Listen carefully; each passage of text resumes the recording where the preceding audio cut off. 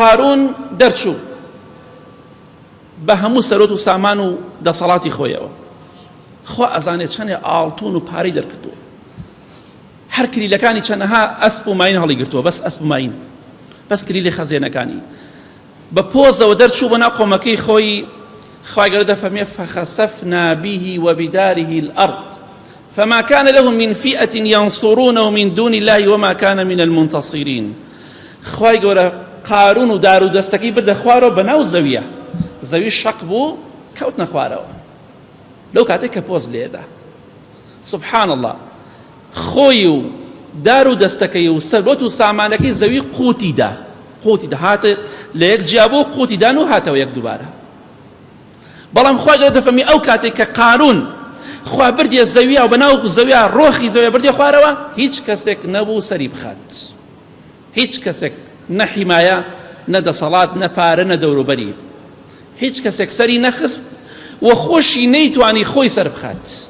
دەوڵەمەندەکان ڕۆژێک دێت ئێوەش دەمرن، بەخوا کەس ناتوانێت سەرتان بخات، خۆشتان ناتوان خۆتان سەر بخەن، ناتوان خۆتان لە مردن ڕزگار بکەن. بەڕاستی بەسەرهاتی قارون ئەوەیە. جا سبحان الله، خوای گەورە دەفەرمێ ئەو کەسانی کە ئاواتیان بە قارون نەخواست، خۆزگای وەک قارون بینایە ئێمەش کە قارون چوە خوارەوە، ئەنۆ چی؟ لولا أمن الله علينا لخسف بنا. أي باش بوو لە خوا بەزیا دوێ وەکو قارون نەبووین. خۆ ئەگەر وەک قارون بنای ئێستا خوا ئێمەشی بە زەویە بردە خوارەوە. ئەی سوپاس بۆ تۆ خوایە گیان کە ئێمە وەک قارون نەبووین، بەڵام دوێنێ ئاواتیان بۆ خواست. ڕۆژێک دێتەوە ئەڵێ خۆزگای کوڕی فڵان کەس بوومایە، بەڵام ڕۆژێک دێت ئەڵێ ئەلحەمدوللا کوڕی فڵان کەس نەبووم. بەخوا ئەو ڕۆژە دێت ئەگەر لە دنیاش نەبێت لە قیامەت سەد واڵێ مەسم کەسی خراپ، کەسێک کە ڕێگای خوای بەزر کردووە. لە بەسەرهاتی قارون فێریەوە دەبین دەوڵەمەندەکان خواتان لەبیر نەچێ، قیامەتی خۆتان لەبیر نەچێ، ئەو ماڵ و سەرۆت و سامانی کە هەتانە لە خراپەدا سەرفی نەکەن و پۆزیش لێ مەدەن بەسەر خەڵکی فەقیر و هەژارە.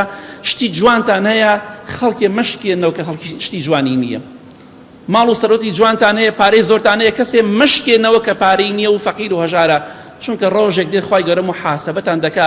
پێغەمبەری خوا فەرمێ صلی الله علیه وسلم لە ڕۆژی قیامەتە مێرولەیەک زڵمی لێ مێرولەیە کردی بێت تۆڵەی لێ ئەکرێتەوە، تۆ قسەی ناخۆشەکەی تۆڵە لێ ناکرێتەوە، دڵنیا بە تۆڵەت لێ ئەکرێتەوە. بۆی ئینشاڵڵا بە خۆمان دابچینەوە لە بەسەرهاتی قارون فێریەوە دەبین ئەم ژیانە هیچ نییە. هەرچەندێ دەوڵەمەند بوو بەڵام ڕۆشت، بەڵام بە چی شێوەیە بە شەرمەزاری گەڕایەوە بۆ لای خوا. با دەوڵەمەندەکانیش بە سەربەرزی بگەڕێنەوە بۆ لای خوا، نەک بە شەرمەزاری وەکو قارون. ڕێگای خوا بگرن، دڵنیا بە ڕۆژێک دێت ئاخر دەقەی ئەم ژیانەی ئێوە دەبێت کۆتایی پێدیت، دەوڵەمەندی نایخوات.